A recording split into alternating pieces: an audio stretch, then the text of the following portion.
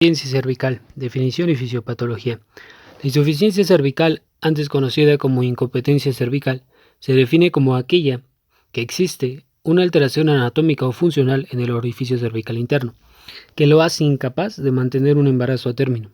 Por lo regular, se presenta como una dilatación cervical aguda, no dolorosa, que acontece durante el segundo trimestre del embarazo, con prolapso de membranas y protrusión de estas por la vagina, seguidas de rotura prematura de membranas y expulsión fetal. Esta patología es responsable de 10% de los partos pretérmino y 25% de los abortos espontáneos que se producen después de las 16 semanas de gestación.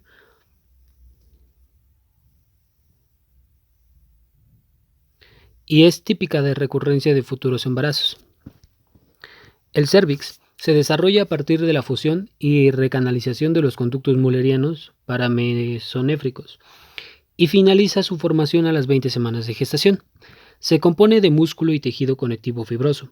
Este último es responsable de la fuerza contráctil del cérvix. Se piensa que la insuficiencia cervical podría relacionarse con un defecto del componente fibroso de la unión isquiocervical. Epidemiología. La frecuencia varía mucho entre autores en función de los criterios utilizados para su diagnóstico. En México se desconoce una precisión de la cifra exacta, ya que no se cuenta con criterios diagnósticos estandarizados, pero se considera que puede ser desde 1 de cada 1000 partos hasta 10 de cada 1000, lo que representa una incidencia de 0.1 a 1% y una prevalencia de que oscila de 5 a 20% de todos los embarazos. Etiología. Los factores de riesgo pueden ser congénitos o adquiridos. Diversos estudios han propuesto que la mayoría de los casos de insuficiencia cervical ocurren como resultado del trauma quirúrgico directo al cérvix, ya sea por conización, procedimientos de decisión electroquirúrgica con el ASA, LEP, dilatación mecánicas repetidas durante el trabajo de parto o laceración obstétrica. Otras causas incluyen anormalidades congénitas de los conductos de Müller, deficiencia de colágeno Ehlers-Danlos y elastina en el cérvix, y exposición in útero a dietilvestrol. Sin embargo, en muchos pacientes la causa permanece desconocida. Clínica. La insuficiencia cervical se puede presentar de forma primaria cuando ocurre desde el primer embarazo o secundaria la paciente ha logrado llevar mínimo un embarazo a término. Aunque la clínica típica es una dilatación no dolorosa y la mayoría de los pacientes se encuentran asintomáticas, algunas veces llegan a referir presencia de presión en la zona pélvica, dolor abdominal tipo cólico y aumento del flujo vaginal. Diagnóstico. Debido a que la incompetencia cervical se relaciona con un defecto funcional del cérvix, el diagnóstico se basa en la clínica, pudiendo correlacionarse con estudios ultrasonográficos y pruebas especiales. El diagnóstico puede realizarse antes o durante el embarazo. Dentro de la clínica es importante efectuar una anamnesis completa que incluye interrogar sobre los posibles factores de riesgo y antecedentes de abortos tardíos o partos prematuros. Durante la exploración ginecológica se deben observar todas las características cervicales como el borramiento, la consistencia, la posición y la dilatación. Las contracciones uterinas son infrecuentes. El ultrasonido, de preferencia transvaginal, ha sido una herramienta útil en la confirmación diagnóstica en donde se valoran los siguientes parámetros. Longitud del cuello uterino es la mejor medida de predicción de riesgo. Valores menores a 25 milímetros se relacionan con mayor riesgo de parto pretérmino y deben corroborarse con niveles de fibronectina positiva.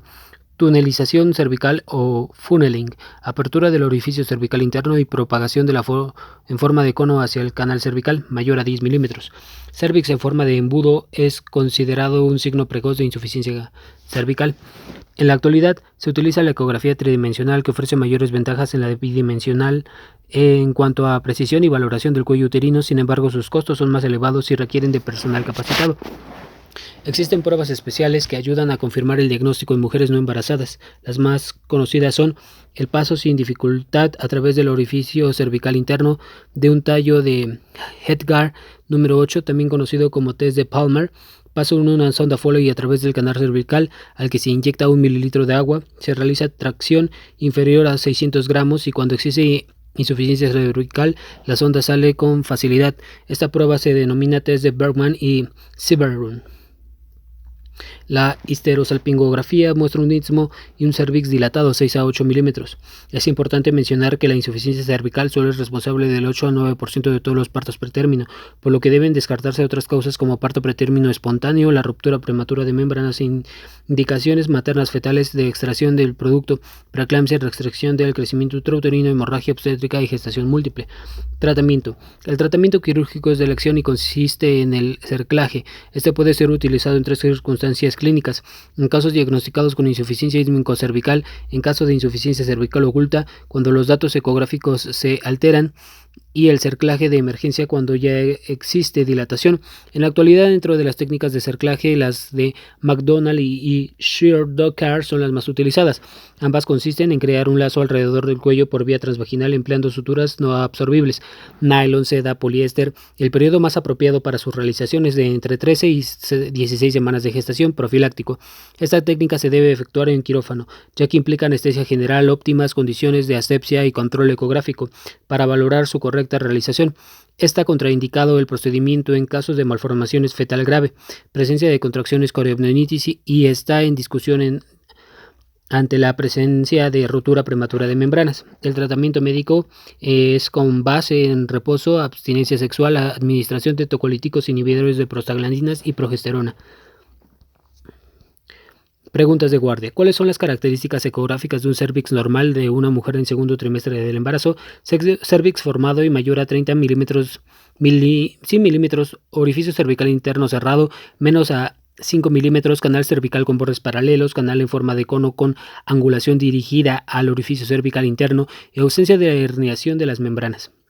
¿Cuál es la actitud ante la mujer con embarazo de 27 semanas de gestación que se presenta con diagnóstico de insuficiencia cervical? Reposo absoluto y valorar tocolisis, tratamiento antibiótico y esquema de maduración pulmonar. ¿En qué consiste el test de Palmer? Es el paso sin dificultad a través del orificio cervical interno de un tallo de Hegar número 8. ¿Qué datos valora la ecografía transvaginal en un embarazo con diagnóstico de insuficiencia cervical? Longitud del cuello mayor a 25 milímetros, dilatación del orificio cervical interno mayor a 10 milímetros y forma del cervix en embudo. Dentro de las causas adquiridas de insuficiencia cervical, ¿cuál es la más frecuente? Trauma cervical.